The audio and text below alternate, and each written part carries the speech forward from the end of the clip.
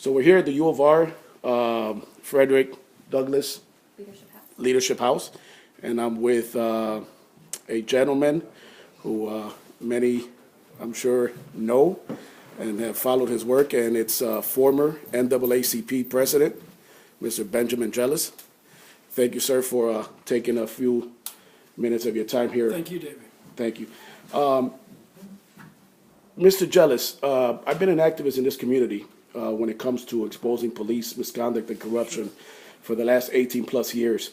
I'm not sure if you know firsthand, sir, the history of Rochester, unfortunately, since the 60s with the race riots in July of '64 on through the decades. To put it bluntly, it's not a pretty image on the Rochester Police Department. Recently, the RPD and the city of Rochester, unfortunately, has made national headlines, just being featured last month on CNN when 3 African-American students, star basketball athletes from Edison Tech, my old school actually, were racially profiled and falsely arrested in downtown Rochester by Officer Elliot Rodriguez, a Latino like myself.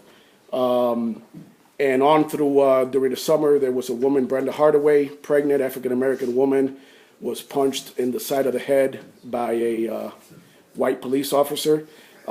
This same police department, the very next day when this video went viral of her being beaten by this cop and slammed to the ground with her newborn baby inside, the RPD had the audacity to ride in their cruisers with a monkey effigy hanging from their left side mirror in one of their cars, and I exposed this on my blog.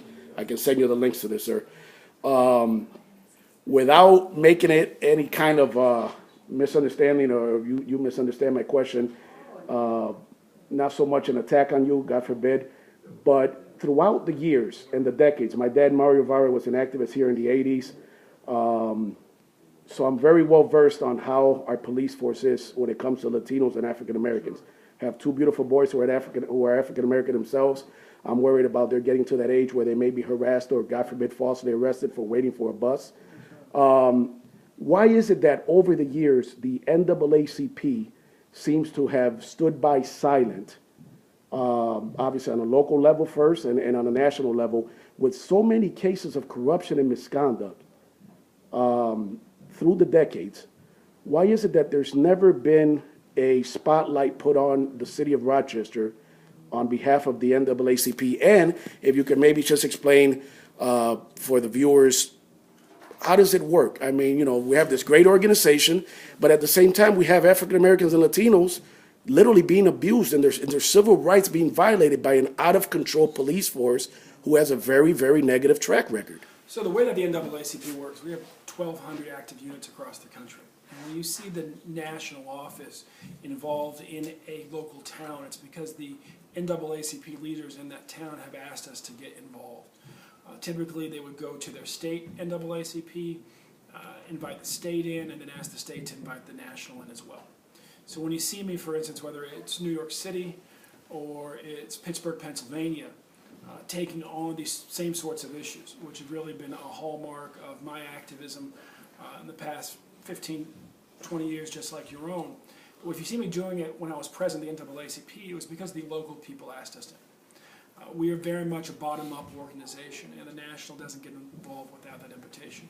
The reason that we focus so much on these issues is, quite frankly, our pledge, the pledge that the kids say every day: one nation, indivisible, under God, with liberty and justice for all. None of that's possible if we can't actually get the people who have sworn to respect and protect all of us to do just that, to respect and protect all of us. Our communities, unfortunately, too often are besieged by gangs and by criminal activity. And when you put a community in a situation where they have to fear both the robbers and the cops, it is quite a bind to be in. And so, I'm pleased to hear the work that you've been doing here and the work that so many folks have been doing here. And if folks want to get the national NAACP involved, I would encourage them to become part of the local and to really make a priority, building a strong bond between the local and the national through the state. Hazel Dukes, the president of the New York State NAACP, is a fierce advocate for our young men and women, especially when they were targeted by the cops, for mistreatment.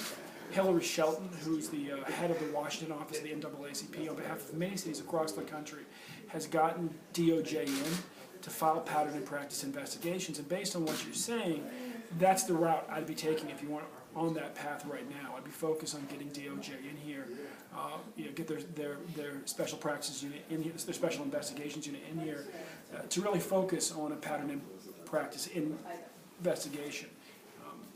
Just the cases that you've rattled off and not knowing more than that, sounds like there could be a serious problem here, as there is, quite frankly, in too many cities across this country. Thank you. One last question. I'm a big advocate of the right to record, and I pushed that a lot. And we had a case here with Emily Good a couple of years ago, whose constitutional civil rights were violated, falsely arrested because she refused to basically stop recording a racially profiled traffic stop. More of the same that I told you earlier, sir.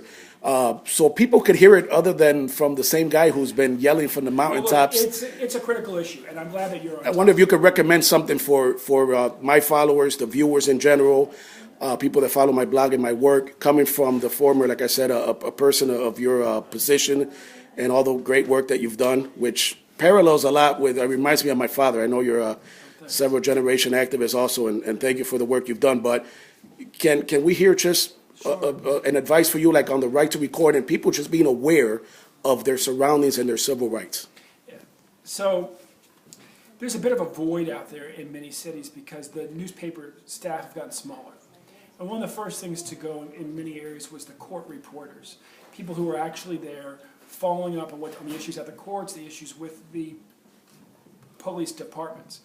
Into that vacuum has stepped cop unions that have tried to make it against the law for a citizen to record a civil servant performing their duties on a public sidewalk, and actually say it's an invasion of the officer's privacy to record them when they're on the job, for instance, beating up a fellow citizen.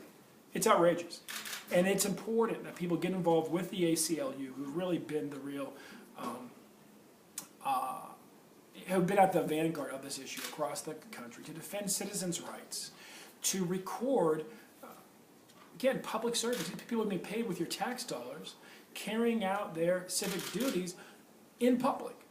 It would be something else if you were, say, peering in the window of an officer's home. You would never do that, and we would never support that. But when he's on the sidewalk, let alone in the middle of doing something that we're paying him to do, we absolutely have a right to record it. And it's proven from Rodney King forward to be one of the most powerful tools that we have to expose cops who go too far. And that's exactly why the unions have sought to shut it down, because they're tired of their officers being embarrassed. Well, you know what? There would be nothing for them to be embarrassed about if they weren't embarrassing themselves by beating up our kids. Absolutely. Thank you so much, Mr. Jealous. All right. Thank you, David. Thank you.